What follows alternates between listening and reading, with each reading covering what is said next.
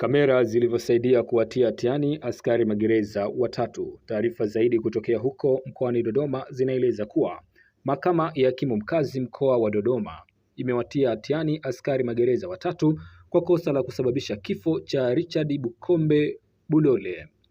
Hata hivyo, kilichosaidia askari hao kutiwa hatiani ni teknolojia ya picha CCTV kamera iliyofungwa kwenye hospitali ya rufaa ya mkoa wa Dodoma, kwani awali washtakiwa hao walikana kuhusika na tukio hilo. Mbele ya hakimu mkazi mfawidhi wa mahakama hiyo, Janet Musaroche, askari hao walihukumiwa mmoja kifungo cha miaka 3 na wawili miezi 6 kila mmoja au kulipa faini. Waliohukumiwa ni askari mwenye namba B1729 Patrick Msenge, ambaye katika kesi hiyo alikuwa ni dereva na ndiye aliyehukumiwa miaka 3 au kulipa faini. Wengine waliomsaidia kuubeba mwili huo ni askari mwenye namba B14469 Deus Juma Mhina na B9377 Bakari Juma Bakari, ambao walihukumiwa kifungo cha miezi 6 jela au kulipa faini katika kosa la usalama barabarani lililosababisha kifo, ambapo wote walilipa faini. Katika shtaka hilo ilielezwa kuwa mnamo Septemba mwaka jana katika eneo la Twiga Hoteli Miyuji, watatu hao wakiwa na gari lenye namba MT 0061 Toyota Land Cruiser iliyoendeshwa na Patrick walimgonga mtembea kwa miguu Richard Bulole na kusababisha kifo chake papo hapo, kisha walishuka na kubeba mwili wake.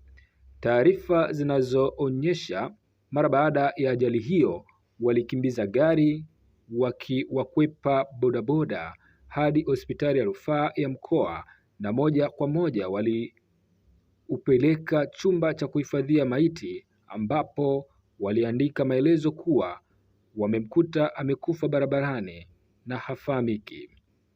Habari za mwili huo na jinsi ulivyopelekwa hospitalini ziliandikwa na gazeti la Mwananchi. Ndipo waziri wa mambo ya ndani ya nchi Ahmad Yusuf Masauni akaahidi kulifuatilia jambo hilo ili haki itendeke.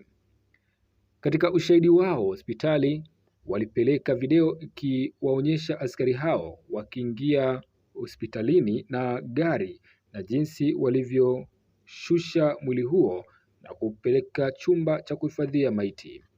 Baada ya ushahidi huo, watuhumiwa walikiri ni picha zao na kuomba wasamehewe.